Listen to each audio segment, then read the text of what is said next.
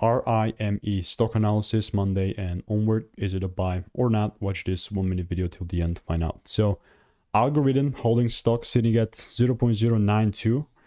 I'm looking at the market that's so bearish. I mean, it's gone down like last week. Let's talk about it. It's gone down 57%. It's crazy.